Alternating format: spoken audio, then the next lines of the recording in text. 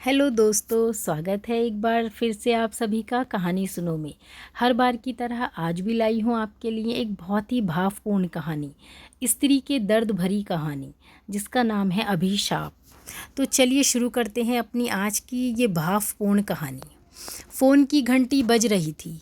मोहित ने घड़ी देखी, सुबह के 7 बज रहे थे। उसने फ़ोन उठाया। उधर से आवाज़ आई, मैं थाने से बोल रहा हूँ। एक स्त्री रेल से कटकर मर गई है। उसके फ़ोन में लास्ट डायल में आपका नंबर था, इसलिए आपको फ़ोन किया। मोहित को तो काटो खून नहीं। रात तो मौसी से बात हुई थी, बेहद उदासी भरी हताशा से बातें कर रही थी। कल जो कुछ घर में हुआ बता रही थी। आवाज़ में भी बहुत कमज़ोरी थी, लेकिन वो थका हुआ था। उसने कह दिया, मौसी कल शाम घर आकर विस्तार से बात करूँगा। पर अब तो जल्दी से थाने भागा। लाश मॉर्चरी में रखी हुई थी। उसने मौसा जी को फ़ोन किया, जो बिजली विभाग में कार्यरत थे। वो 2 साल पहले ही रिटायर हुए हैं। मौसा जी को तो लगा उसकी बात सुनकर सांप ही सूंघ गया। मैं आता हूँ कहकर उन्होंने फ़ोन काट दिया। मोहित सामने पड़ी बेंच पर बैठ गया। उसकी आंखों से आंसू बहने लगे। मौसी की लाडली बहन थी, उनसे 6 साल छोटी थी। मोहित भी मौसी को दिल के बहुत करीब था। सोच में डूब गया मोहित। माँ बताया करती थी, जब उनके जन्म के बाद मौसी पैदा हुई तो सबको खल गई, क्योंकि सबको लड़का चाहिए था। उनके होने से पहले लड़की जानकर कई गर्भपात करा दिए गए।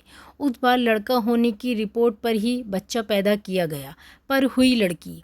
किसी को बर्दाश्त ही नहीं हुआ। कोहराम सा मच गया घर में। कोई शगुन नहीं हुआ, बस मातम ही हुआ। उन्हें कभी कोई प्यार माँ बाबूजी का नहीं मिला, बल्कि छोटी छोटी गलतियों पर पिटाई होती थी। माँ पहला बच्चा थी, इसलिए उन्हें सबका लाड़ मिला। बाद में कई गर्भपात के बाद छोटा भाई आने पर तो उनकी हालत और भी ख़राब हो गई। एक तरह से नौकरानी वाली ही हो गई। स्कूल तो भेजा गया उन्हें, पर पढ़ाई की कोई सुविधा नहीं दी उन्हें। स्कूल जाते जाते काम, स्कूल से आते ही फिर काम ही काम। बस माँ ही बहुत प्यार किया करती थी उन्हें। माँ बताती थी, एक बार मौसी ने भूख लगने पर भाई के लिए रखा हुआ सेब खा लिया। फिर तो उनकी वो पिटाई हुई कि दुखी होकर मौसी ने गेहूं में रखी सेल्फास की गोलियां तक खा ली। वो तो माँ ने देख लिया। पुलिस के डर से के मारे जैसे तैसे उन्हें बचाया गया। माँ की शादी के बाद तो मौसी की हालत और भी बदतर हो गई। 16 साल की उम्र में ही उनकी शादी भी कर दी गई हमारे शहर में। पर यहाँ भी मौसी के दुर्भाग्य ने उनका पीछा नहीं छोड़ा। तेज तर्रार सास और विधवा बहन का आज्ञाकारी पुत्र और भाई निकला उनका पति। दिन रात उनकी सेवा में जुटी रहती। मुंह में बोल तो जैसे थे ही नहीं। उनके मायके वालों ने शादी के बाद उनसे कोई मतलब ही नहीं रखा। बस कभी कभी माँ से मिलना होता रहता था उनका। अपने दुख दर्द बांट लेती थी उनसे। वो भी बराबर में बैठे सब बातें सुनता रहता था। बात बहुत समझ तो नहीं आती थी, पर मौसी के आंसू उसे बिल्कुल भी अच्छे नहीं लगते थे। अपने हाथों से उन्हें पोंछ देता था और मौसी उसे गले लगा लेती थी। उसे बहुत प्यार करती थी मौसी। माँ बताती है, एक बार जब फिर मौसी ने जुल्मों से तंग आकर जान देने की सोची। उन्हें पता चला वो गर्भवती है। उस दिन से वो खुश रहने लगी थी। उन्हें यही लगने लगा था कि अब कोई उनका अपना आने वाला है, जो उनका उद्धार करेगा, उनको समझेगा। और फिर रौनक उनके घर आया। 1 साल बाद ही रोशनी से उनकी दुनिया में चहचहाट भर गई। सास की चिल्पो, पति का कर्कश व्यवहार, ननद की मनमानी, कुछ भी बुरा नहीं लगता उन्हें। वो तो अपनी खुशी में मग्न अब दूसरी दुनिया में ही रहने लगी थी। बच्चे पढ़ने में अच्छे निकले उनके।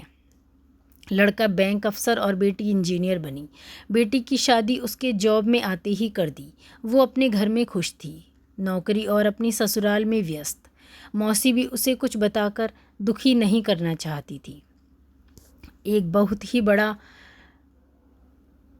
झटका मौसी को तब लगा जब उनकी बड़ी बहन यानी उसकी माँ अचानक चल बसी।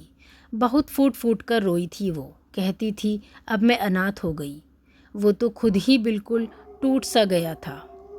पर उसने मौसी को गले लगाकर कहा, मैं हूँ ना। उसने ही अपनी शादी में उन्हें फ़ोन खरीद कर दिया था, भेंट स्वरूप, ताकि जब चाहें उससे बात कर सके। उनके बेटे ने भी प्रेम विवाह किया। पति तो बिल्कुल भी तैयार नहीं थे। हालांकि उन्हें भी लड़की और उसका परिवार ठीक नहीं लगा, फिर भी बेटे की खुशी के लिए बड़े लाड़ प्यार से बहू घर पर लेकर आई। पर शायद यहाँ भी उनकी किस्मत दगा दे गई।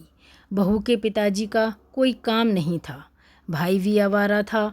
वो तो हर वक्त घर में डेरा डाले रहते और बहू को चढ़ाते रहते। बहू को हर समय ठंडा बुखार। मौसी दिन रात काम करती रहती। बेटे से बात करने की कोशिश की तो बेटे का जवाब सुनकर भौचक्की रह गई। बोला, ये क्या माँ, आपको सबसे प्रॉब्लम रही? पहले अपने माँ बाप से, फिर सास, अब बहू। कभी तो एडजस्ट करना सीखो। पापा को भी आपसे इसलिए शिकायत रहती है, कुछ समझती ही नहीं हो आप। मौसी घुट कर रह गई। उन्होंने मन ही मन फैसला कर लिया था कि अब वो किसी से कुछ नहीं कहेगी। जब बहू के पैर भारी हुए, वो सबसे भारी वक्त था उनका। काम भी सारा उसकी सारा करती, ऊपर से बहू के इल्ज़ाम। इन्हें मैं खाते हुए अच्छी नहीं लगती। अब बहू को रौनक की बुआ जी का भी पूरा संरक्षण प्राप्त था। मौसी तो खाना बनाने से पहले बहू से पूछ कर आती थी क्या खाना है। पर अगर वो बेटे से ये कहती तो बेटा सही क्यों मानता। उसे भी अब यही लगने माँ में ही प्रॉब्लम है, तभी कोई पसंद नहीं करता इन्हें। बहू की माँ लोकल होने की वजह से रोज़ ही बेटी से मिलने आती और ज्ञान बिगाड़ जाती। क्या क्या खाना है, मौसी रसोई में उसे पूरा करने में जुटी रहती। कभी जूस, कभी दूध, कभी फल मेवा। इसी बीच बेटे का भी ट्रांसफ़र हो गया। पति ने बैठक तक खुद को सीमित कर लिया। मौसी चुपचाप सबकी बातें सुनते हुए कामों में लगी रहती। पर जिस दिन दूध जैसा पोता घर आया, फिर मौसी निहाल हो गई। सब दुख भूल गई, सपने बुनने लगी। पर सपना तब टूटा जब बहू ने पोते को हाथ भी लगाने से मना कर दिया। अब बहू की माँ भी घर पर ही रहने लगी थी, बेटी की देखभाल के नाम पर मौसी बेचारी क्या करती। सारा काम मौसी ही करती। मौसी का शरीर भी टूट गया था, इतना काम नहीं हो पा रहा था उनसे। बुखार आ गया उन्हें, तब भी वो काम करती रही। पर कल अचानक बेहोश होकर गिर गई। फिर तो घर में जैसे कोहराम ही मच गया। कहा गया जरा काम क्या बढ़ गया, इनका नाटक शुरू हो गया। क्या क्या नहीं कहा गया उन्हें। रौनक की बुआ भी कहकर लगी, शुरू से आदत है ना इनको तो नाटक करने की। बहुत रोई मौसी।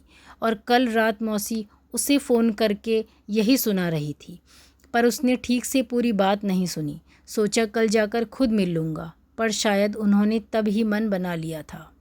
उनकी लाश लेकर घर आए तो सुना बुआ, बहू और उसकी माँ कह रही थीं, कुछ किया तो है नहीं आज तक, रेल से कटकर बदनामी और दे गई, कुल का नाम बदनाम कर गई, घर के लिए बस अभिशाप ही रही। धन्यवाद दोस्तों। कैसी लगी आपको ये दर्द भरी कहानी? अगर कहानी पसंद आई हो तो लाइक और शेयर ज़रूर कीजिए।